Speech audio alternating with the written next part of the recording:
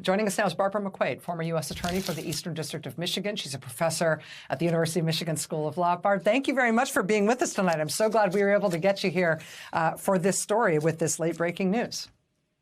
Oh, glad to be here, Rachel.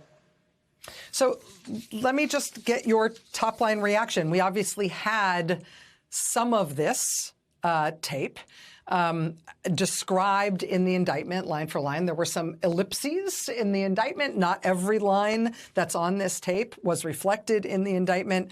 It strikes me as potentially important when Trump says explicitly, "These are the papers," which would seem to cast no doubt on whether or not he was actually holding papers that he was describing to this writer. But as a prosecutor, as a former prosecutor, as a lawyer, how do you hear this as evidence? Well, I have two reactions to it. One is, as a former prosecutor, it makes my hair stand on end a little bit to see this in the public domain. Prosecutors try to keep this stuff safeguarded so that you can't have witness tampering and crowdsourcing of defenses now that people can because this is in the public domain. But as a matter of evidence, this is some really powerful evidence. We had seen some verbatim quotes from this recording that was in the indictment, but to hear the whole thing play out, I think, is incredible evidence. And at trial, it will not just be this recording that's played in a vacuum. They will have to authenticate this document with this recording with someone who was there. So whether it is the biographer or the publisher or one of the two staffers, one or more of them will have to be there. And one question I think they'll be asked is, did you look at it? Because it sure sounds like he's showing it to them and they're actually reading it. So I think it proves a couple of things. One, as you said, his knowledge and intent, which is important here, about that he is willfully violating the law. And the other is the incredible recklessness with which he is treating our national secrets. So it's a very powerful piece of evidence.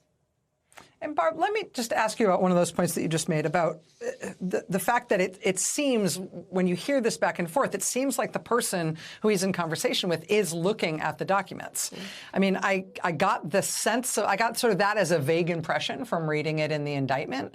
Hearing it, that seems much more clear. Again, that part of the tape, I have a big pile of papers. This thing just came up. Look, this was him. He's talking about Mark Milley. They presented me this. This is off the record. But they presented me this. This was him. This was the Defense Department and him. And then the person he's speaking to, the writer, says, wow, as if they are looking at the thing that he is imploring the person to look at. This wasn't done by me. This was him. All sorts of stuff. Pages long. Look. When the writer, the other person in the room says, wow, it does appear that he wasn't just, waving it in the distance showing that papers existed, but rather asking the person to view the content of that material. And that does, just as a layperson, makes me wonder why dissemination of classified material wasn't charged. It does seem like they've got evidence that he showed it to at least one other person. Yeah, that's how it lands with me as well. And as we said, I think they're going to call that witness. They got this recording from somebody.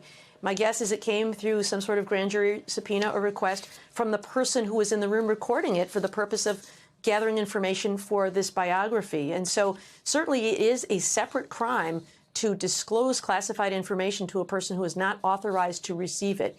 That could be another charge. Now, my guess is this occurred in Bedminster, I believe, in New Jersey. And so it would be technically improper to charge it in Florida because there would not be proper venue there. But I know some have suggested perhaps this is a charge prosecutors are keeping in their pocket that could be filed in a separate indictment in the District of New Jersey. So that's one possible theory for that. Barbara McQuade, invaluable to have you here tonight. Thank you so much, Barb. Let's have some Cokes. All right. We'll send out for them.